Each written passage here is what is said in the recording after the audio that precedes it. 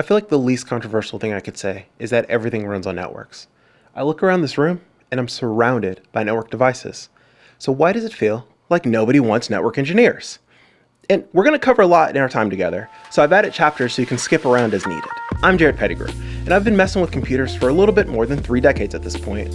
I currently run a DevOps engineering group, but my heart is always where my career started, on the network. So let's start by highlighting some challenges faced by traditional network engineers today. Number one challenge being cloud computing. The biggest pain point with cloud computing is that it's an abstracted networking environment. That means there's no more direct control of devices, and usually we have overly simplistic dashboards to log into that really don't give us enough control. And if we do need that extra control, now we're doing API calls that require skills from our next challenge that we'll get to. But chill, we're still in the cloud. Number two in the cloud is that we have new security challenges. As alluded to before, we can't see everything, and we don't have a full picture of the network, and quite frankly, we'll never have a full picture of our network in the cloud. And then we have this weird shared responsibility model that requires extra attention and scrutiny. This is the model that specifies where the cloud provider's responsibility ends and where our responsibility begins. And it helps to discuss any portion of this that's unclear with the cloud provider. And number three in the cloud is cost management. And boy, there are plenty of surprises here. Like, let's say you're using a firewall and you want more advanced filtering, as they say, and more throughput. The provider will turn around and say, okay, fine, 40% more, please. What has surprised you the most about the cloud if you're there? I mean, that 40% price hike accurately reflects moving from one provider's standard firewall product to their premium firewall product. Getting cloud networks under control requires mastery of our second challenge, which is automation and scripting. Y'all, let's be honest. Logging into each device and pasting commands won't cut it anymore. And neither will running a bash script that just logs into the devices and pastes commands into the terminal. These approaches, they fall apart at scale, and error handling is finicky at best. And these manual approaches, they lead to a lot of configuration errors, and those inconsistent configurations lead to two big headaches. First off, compliance challenges. And my biggest worry is that we'll have an audit that could uncover devices that are improperly configured, meaning we lose our certification to handle certain special types of data, like HIPAA. Or we'll have big regulation changes that could cost hours or days of time, or heck, even weeks or months, depending on how big our network is. And then even after we go through all that time, we're still not entirely convinced we have full coverage because we don't have anything that's automatically reaching out to devices and reading their configs and making sure that they are configured the way we think they're configured. And number two, security issues. And I'll leave it at this. A security system is only as strong as its weakest link. I mean, don't you remember that time where we replaced that one router and we hand jammed the config in after 30 hours of no sleep and 5 terrible cups of powder instant coffee with all that grit and nastiness? You don't remember it? I don't either. Heck, I don't even think I remember the login. What's the largest fleet that you manually managed? And no worries, this is a safe place here. I'll start. I'd say my number is 30 to 40, and that got pretty unwieldy. Now, our final challenge is the result when automation and scripting are taken to that furthest extent.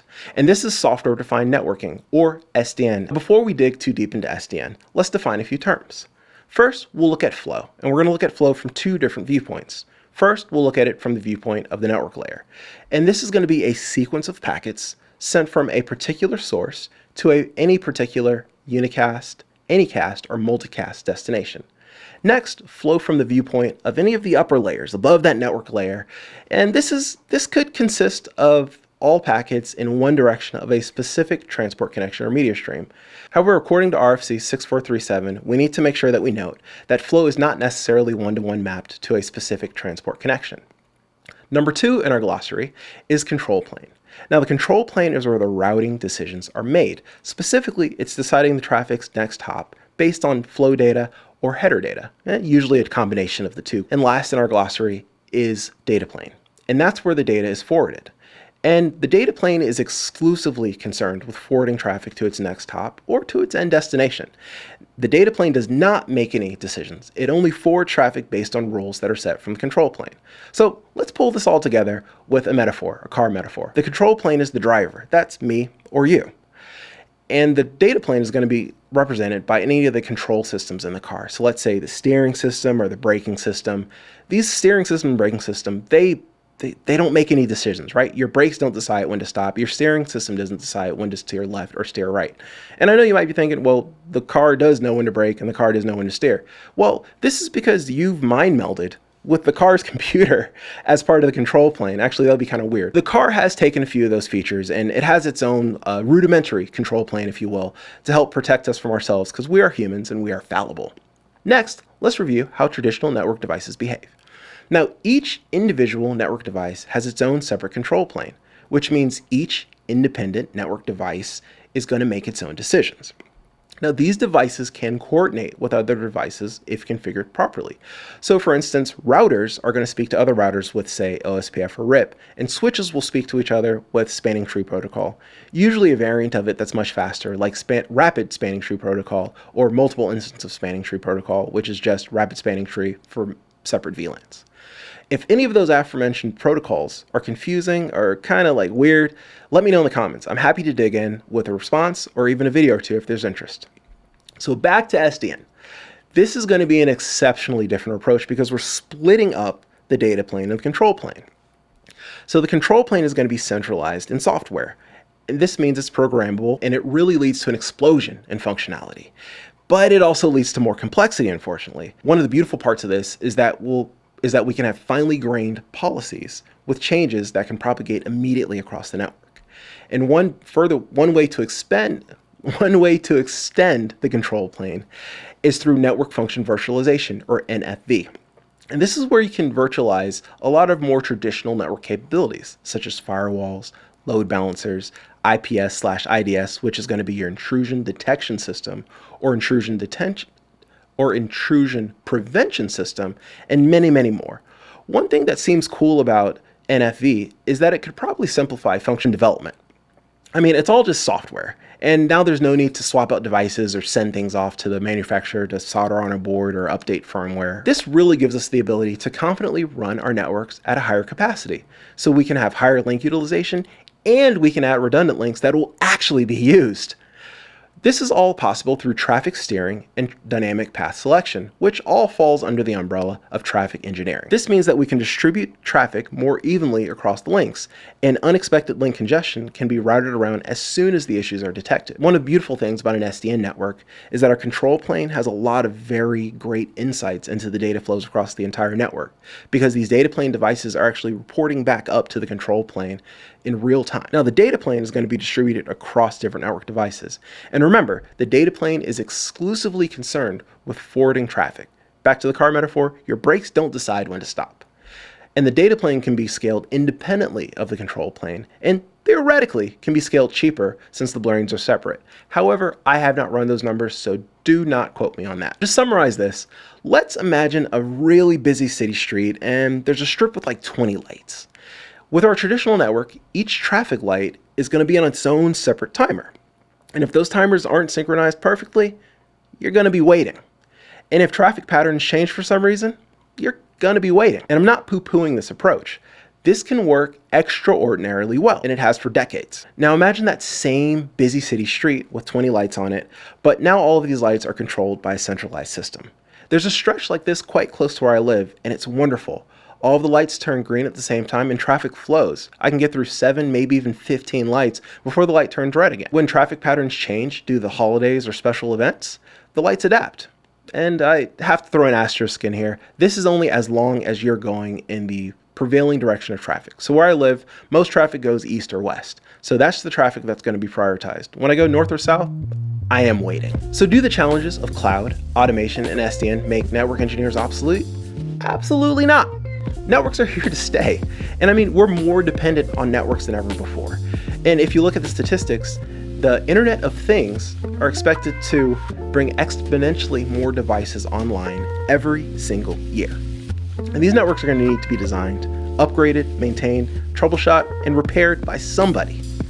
Also, TCP/IP hasn't changed. The IPv4 to IPv6 transition hasn't changed much, and the world certainly isn't switching back to proprietary protocols such as IPX or AppleTalk. So my take is that network engineers need to adapt. And I recommend gaining knowledge that facilitates understanding of SDN and NFV concepts. The automation and scripting skills are going to be a subset of these, so you effectively get those for free. And then cloud networks are best managed with automation and scripting skills as well, so you get those for free too. In this section, I'm going to focus on open source projects and tools because they're more accessible without needing to spend too much money.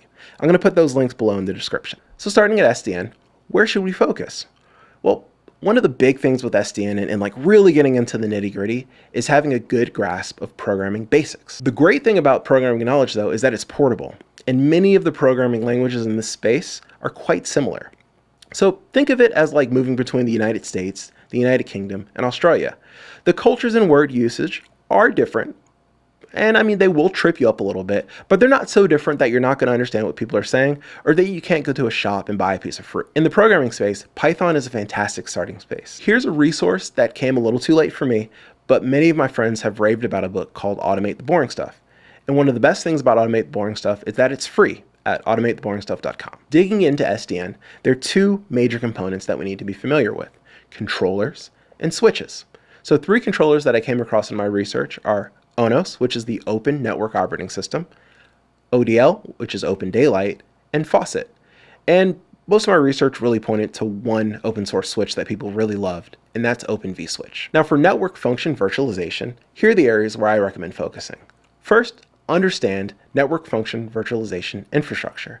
This is where our workloads are going to run, so think hypervisor or container runtimes. And these NFVIs are managed by NFVI-Ms, or Network Function Virtualization Infrastructure Managers. OpenStack is one that's quite popular, and it's going to be a more general purpose system where people are already running quite a bit of compute. One that's a little bit less widely known is ONAP, which is the Open Network Automation Platform. And this platform is going to be more focused on the deployment and management of network functions. And one that I didn't really see in my research, but I think could be a good fit here is Kubernetes. And I'll admit, I have a love-hate relationship with Kubernetes, but this feels right, using Kubernetes to host network functions. Pause. I've thrown a lot of things at you in quick succession. So what concerns you the most about moving towards SDN? Or if you're already moving there, what unexpected roadblocks have you hit?